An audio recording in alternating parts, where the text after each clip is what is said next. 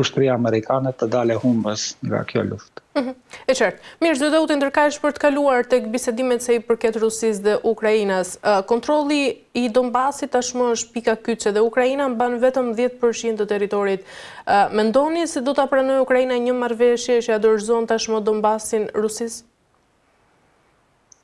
Po tani ajo marrëveshje nuk mbaret nga Ukraina. Ne e dim të paktën në 3 vitet e para, apo gati se tani hymë në vitin e 5, kishte një ligj që parashikti që është ndaluar çdo negociat me ushtrinë ruse apo me qeverinë ruse, dhe përgjegjësinë për arritjen e një marrëveshje e kishte vetë Perëndimi, vetë NATO apo SHTB-ja, dhe kjo vazhdon. Përderisa në Zhenev bëheshin bisedime me Iranin, në Zhenev po të njëjtën ditë bëheshin bisedime edhe për çështjen e Rusisë dhe Ukrainës. Pra e gjithë mbaret nga administrata amerikane, as pak nuk mbaret nga dëshira e Zelenskit apo qeverisë së tij, për arsye se e gjithë lufta në Ukrainë financohet nga vetë Perëndimi. Ukraina armatoset nga Perëndimi dhe tërheqja e financave dhe armatimeve nga Perëndimi do të nënkuptonte edhe përfundimin e luftës. Ata mund të rezistojnë, po mund të rezistojnë brenda disa muajve dhe do të jenë të detyruar që të kapitulojnë. Dhe ka gjasa tani të arrihet një marrëveshje me Rusinë Ukrainë, nëse ata pretendojnë që të fillojnë një luftë me Iranin. Kuptohet që lufta me Iranin do të zgjas, nuk do të jetë një intervenim i shkurtër që disa planifikojnë. Dhe për të mos patur dy fronte, SHTB-ja tani përpiqet që të arrijë të paktën një armpushim me Rusinë, që të mund të përqendrohen te Irani dhe ta furnizojnë Izraelin me raketa kundërajrore që të mund të mbrohen nga raketat e Iranit, të cilët do ta sulmojnë Izraelin. Pra të gjithë janë të mundshme, mirëpo është e mundshme edhe që me të dy palët të arrijë një marrëveshje. Gjasat janë të vogla që të fillojë një luftë në dy fronte, dhe nëse kjo ndodh, atëherë kuptohet që do të shiqojmë edhe përfundimin e imperializmit amerikan në botë. Ndërkaq, zoti, mendoni se po ushtrohet tashmë presion ndërkombëtar i njëanshëm mbi Ukrainën duke lënë këtu Rusinë pra jashtë çdo presioni, dhe nga ana tjetër presidenti amerikan Donald Trump ka bërë vazhdimisht thirrje që Ukraina të bëjë lëshime territoriale. Mendoni se kjo është tashmë një mënyrë presioni e drejtë për drejtë, apo nga ana tjetër e detyron Ukrainën të dorëzohet përballë një fushie më të madhe? Presion ka, po nuk është presion ndërkombëtar, për shkak se Ukrainën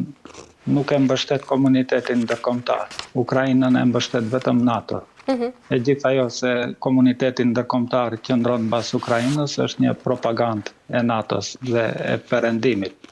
Kuptohet që Kina, India, të gjithë ata nuk i respektojnë sanksionet kundër Rusisë dhe kanë marrëdhënie të mira tregtare, po ashtu edhe vendet tjera, për shembull Turqia vazhdon që të ketë marrëdhënie të mira me Rusinë dhe marrëdhënie ekonomike. Pra kur flasim presionin ndërkombëtar, ajo duhet të përqendrohet në shtetet e Evropës dhe SHBA-s,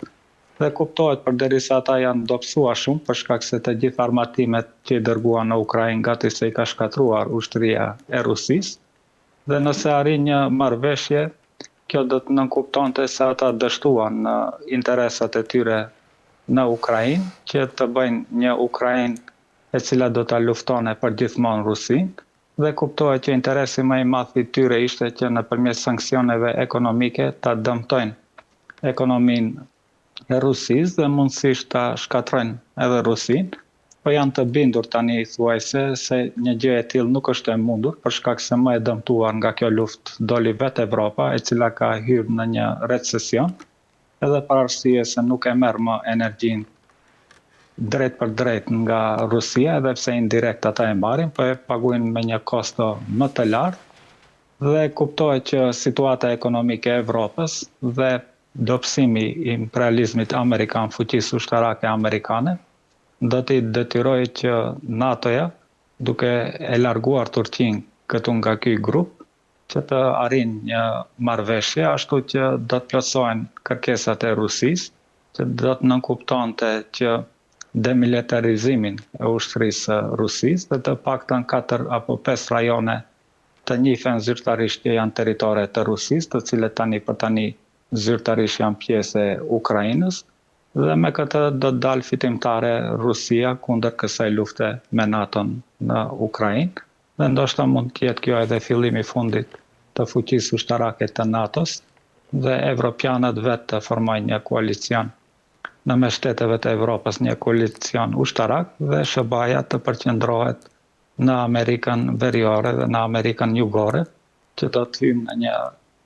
në një rend të ri ndërkombëtar, multipolar kuptohet, ku do të respektohen interesat e shteteve të fuqishme dhe rajonet të cilet ata i kanë në ndikim.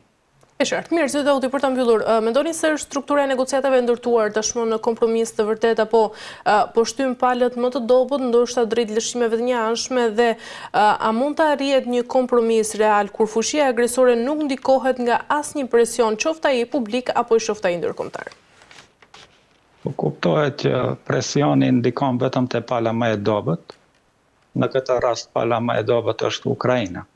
Tani nëse e shiqem kush janë delegacioni SBA-s që bën bisedimet edhe me Iranin, edhe me Ukrainën dhe Rusin, janë përfaqësuesi special të Trumpit, të cilët janë Kushner dhe Witkoff. Të dy këta nuk kanë ndonjë detyrë zyrtare, pra nuk janë ministër të punëve të jashtme, dhe e dim edhe lidhjen e familjare të Kushner me Trump, që është dhëndër i Trumpit, dhe të dy këta janë qifut, pra bëhet fjalë për interesat e qifutrisë ndërkombëtare, se si do t'i realizojnë ata interesat globaliste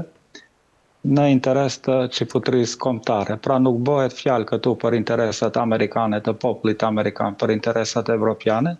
po bëhet fjalë për kapitalin global, të cilët kompanitë e ndryshme, pronartë të cilëve janë shumica qifut, përpiqen që t'i mbrojnë interesat në këtë rend të ri ndërkombëtar. Përderisa ata nuk mbajnë ndonjë pozicion zyrtar, ata edhe nuk kanë edhe përgjegjësi për fshehësitë e bisedimeve, interesat e bisedimeve, dhe këtu hyn në lojë edhe korrupsioni i mundshëm që këta dy përfaqësues të Trumpit të mund të arrijnë një marrëveshje ku interesat e tyre personalve dhe të asaj grupe që ata i përfaqësojnë, që të përfitojnë nga paqja me Ukrainën dhe me Iranin, dhe kjo është edhe arsyeja kryesore pse Trump nuk dërgon zyrtar të shtetit, po dërgon njerëz personal që i mbrojnë interesat e tij dhe grupit që ata përfaqësojnë, dhe kuptohet që Rusia për këtë arsye si përfaqësuese ka Kirill Dimitriev, i cili po ashtu është një qifut, dhe të cilët në mes vete ata qifutët do t'i mbrojnë interesat e tyre dhe do të arrijnë në një përfundim për interes të globalistëve.